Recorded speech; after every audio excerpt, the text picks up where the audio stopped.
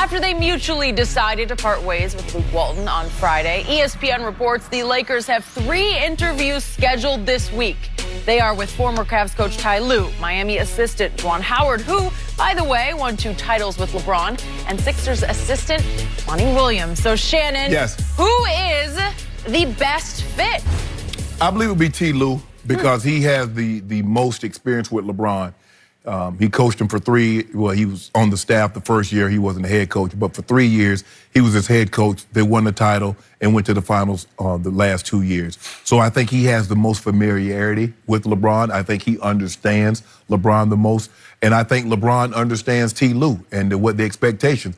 This is the hardest coaching job in America for the simple fact of who you're coaching and what the expectations are every single game, every single year. And you know, I don't know why Ty Lue would want to sign up for this, considering I don't either. That's the part I'm wondering about. He had so much acid reflux, and then he ended up having to take a week or 2 off, Skip, because the pressure of what comes along with coaching this young man. And it's like I said, I don't believe LeBron. I don't believe. I know he's not a bad guy, but the expectations of coaching him and what comes along with him, there are very few players in the history of the game where it was NBA Finals or nothing. Yep.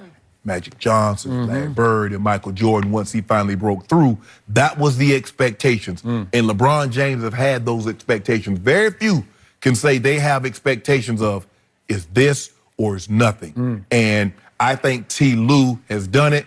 I think he has a better understanding of how to deal with the stress and the management of coaching a LeBron James coach team. So I think he would be the best. But although LeBron does have a little familiarity with Monty Williams, having worked with him on the staff at the Olympics when he was under Coach K. Good point.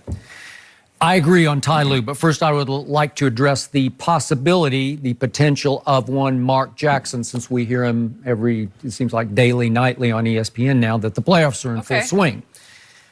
I'm a big Mark Jackson fan. So am I. I know him, and I believe in him, and I believe in his fundamental approach to basketball, and I still believe that the core of these Golden State Warriors was taught by Mark Jackson, and he doesn't get enough credit for what he built that Steve Kerr was able to take to the one more level up.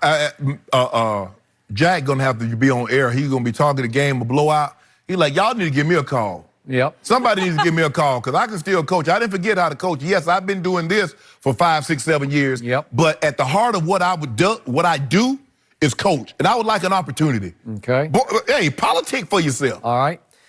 I think Mark Jackson would be very good for LeBron James. I don't believe LeBron would think he's very good for LeBron because Mark Jackson is tough. He's as tough as he's not old school. He is very old school, and he's principled, and it's going to be his way.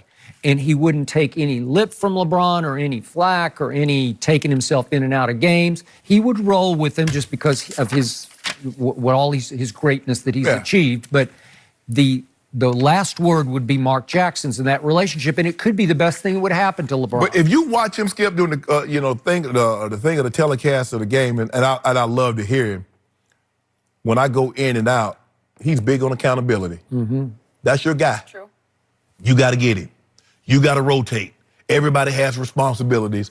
Own up to your responsibility. I love that. But Skip, at this juncture of LeBron's career, going into year 17, he's probably going to have a coach that he has some familiarity with. Okay. So that brings us to Monty Williams. He is a really good man and a very good basketball coach, and he suffered this like mind-blowing tragedy when he lost his wife in a car wreck in Oklahoma City. Horrible. But he is highly regarded in the league, and the reason my eyebrows rose when I first saw his name was he did coach Anthony Davis in his first 3 years in the league, and I think Anthony really loves and believes in him. Yeah, believes in him. Yeah.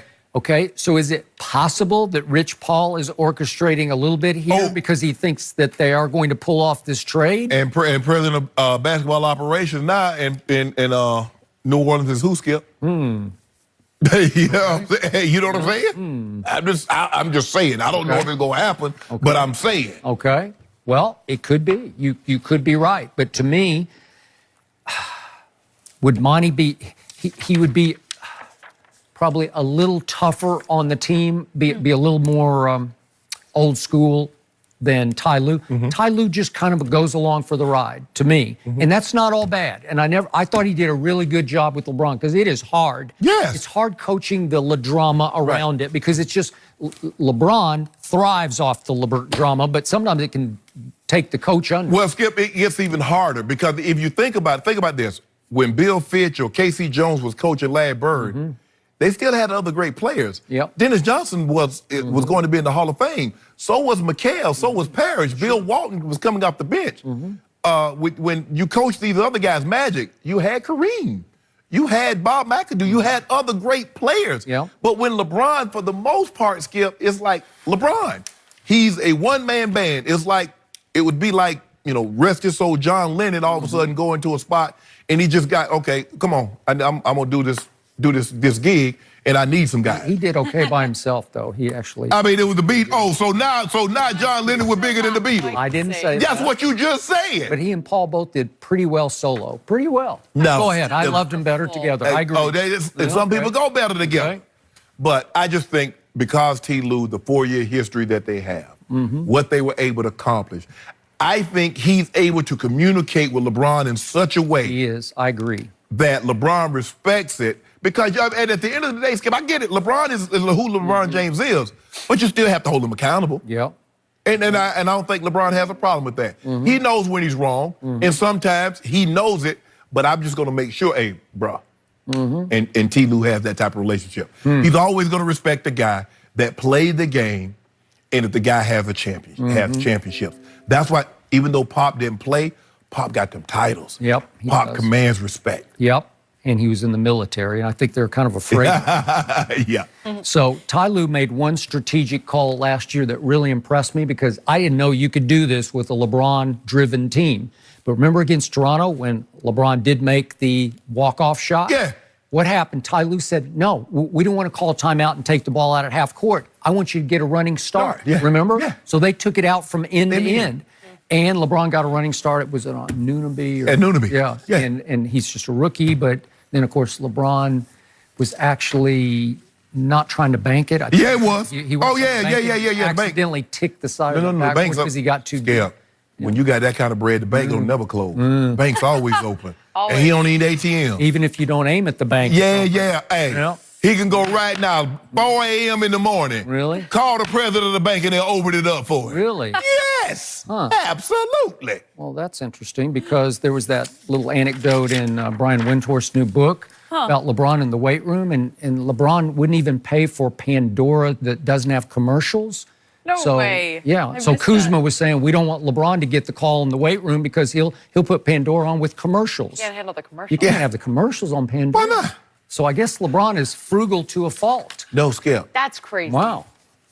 I don't even want the My financial guy told me something very, very long ago when he asked me where I see myself in 20 years. I said, I would like to maintain my standard of living that I have currently. Yeah. And he says, this is what you have to do. He said, well, son, the most important thing to you is not how much money you make, it's how much you keep. So it's the little thing that adds up, Jenny. You know what I'm saying? Well, that's why I don't be buying all them Louis Vuitton bags like somebody else I know. What? You have a different bag every day. Whoa, Skip, that's unnecessary. No, every hour he does. Show it off on social media. Skip. You and I have. You're not even throwing him under the bus here. Okay, but I say. Do I hear hypocritical coming from across the table? Well, LeBron don't like to spend. LeBron's on vacation right now, having him a good old time. Is he? Him and the battle over there probably have a couple of daiquiris, right? Really? I thought he'd be studying those scripts. He already know them. He already knows. Yeah, he had this script. He had the script like years in the back. He's gonna have to go solo in this. He He got to go do something. You like that? You know what, Skip Haley? You get a big old kick that none of the big time guys seem to want to participate. Well, they can hire extras to be basketball. There'll be no extra. Yeah. I mean, we're gonna get Yao. We'll get Shaq. Yeah. I'm gonna play Bill Murray's part, so we good. Are you really? Yeah. You'd be a great fit, Shannon. Don't tell nobody. I'm trying to imagine you in that. Caddyshack, actually, but I don't. It doesn't work. Just this role right here. All right. But that's okay. It's gonna happen. Okay. So who you? Ty Lue. Ty Lue. It's He's got to your be pick? Ty Lue. Yep.